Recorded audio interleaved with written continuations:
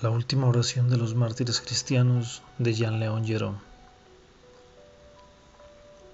La obra a analizar es la última oración de los mártires cristianos de Jean Léon Gérôme. Antes de analizar la obra quisiera hablar sobre el autor. Jean Léon Gérôme es un pintor y escultor francés nacido en 1824 y muerto en 1904. Se clasifica dentro del academicismo y sus principales temas fueron el orientalismo, la pintura histórica y la pintura mitológica. Criticó despectivamente el impresionismo, aunque luego le otorgó cierta categoría. Sus obras están cargadas de un detallismo exquisito y uso experto de la figura humana. En la pintura de Gérôme vemos un uso constante del realismo representativo, en lo que se refiere a personajes y elementos arquitectónicos, algunos de ellos reflejo del gusto por la arqueología y el uso para algunos de ellos de la fotografía de reciente aparición. Gérôme viajó varias veces a Oriente, estuvo en lugares como Egipto y Turquía, recorridos que reflejan sus obras. En su temática histórica, Gérôme va a ser criticado porque descuidó la fidelidad histórica por el drama, al caer en anacronismos y errores geográficos en sus representaciones. Su recorrido pictórico le llevará hacia la escultura, sobre la que trabajará especialmente hacia las últimas décadas de su vida. La obra, La última oración, es un encargo hecho al pintor por el coleccionista de arte William T. Walters en 1863. Fue entregada en 1883, 20 años después. La obra es un óleo sobre lienzo con una dimensión aproximada de 88 centímetros por 150 centímetros de ancho y se encuentra actualmente en el Museo de Walters en la ciudad de Baltimore, en Estados Unidos. El cuadro representa una escena de las antiguas persecuciones a la iglesia primitiva por parte de las autoridades romanas, y en ella encontramos a un grupo de cristianos orando arrodillados con un anciano en medio de ellos, preparándose para padecer el martirio, entregados a las fieras. Estas comienzan a salir de una gruta a la izquierda de la pintura. El lugar de la escena es un hipódromo romano con una gradería de fondo que se asemeja más a la del Circo Máximo, con una acrópolis pintada en tonos fríos, apenas dejando ver la forma en la parte superior de la pintura. Dos elementos incongruentes debemos advertir al observador. El primero es la tribuna, que no concuerda, y el segundo es la acrópolis del fondo, que se asemeja más a la acrópolis de Atenas antes que a un complejo arquitectónico de la ciudad de Roma.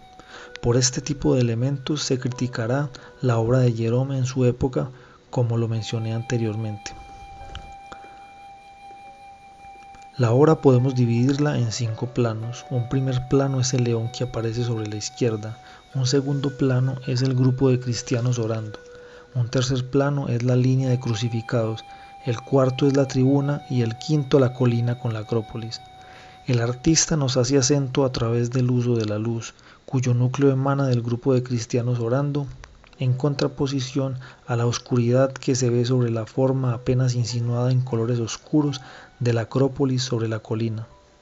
El cuadro insinúa varias líneas que guían la lectura o que se cruzan dando puntos de enfoque. Podemos trazar una diagonal sobre el lomo del león en primer plano hacia la línea cóncava del muro de la tribuna sobre la derecha.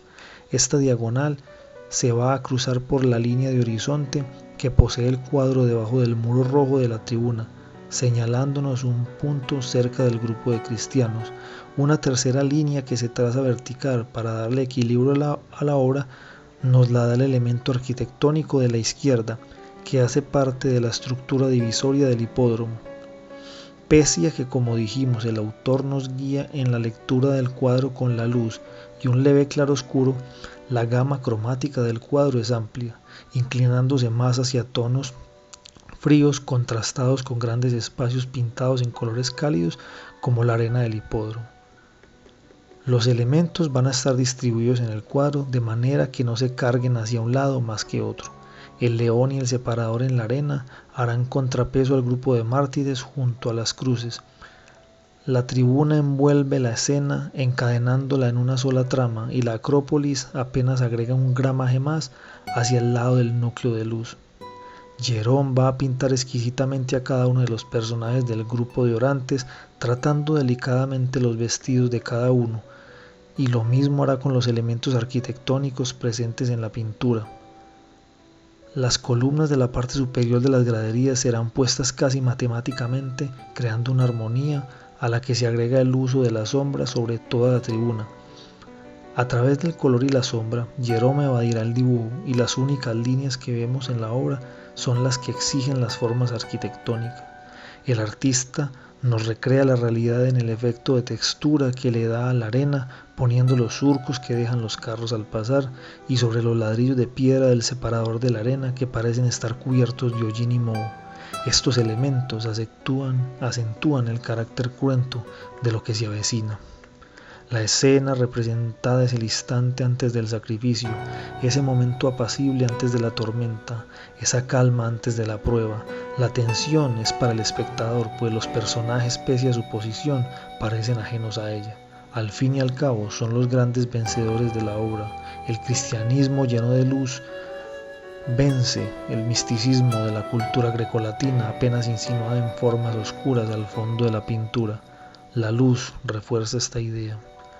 La pintura podemos enmarcarla dentro de la obra del autor en el grupo que hizo sobre el Imperio Romano, a su vez dentro del grupo que hizo sobre la historia de Grecia y Roma, de las cuales destacan la muerte de César del año 1867 y Polise Verso del año 1872, que representa una escena de gladiadores en el Coliseo.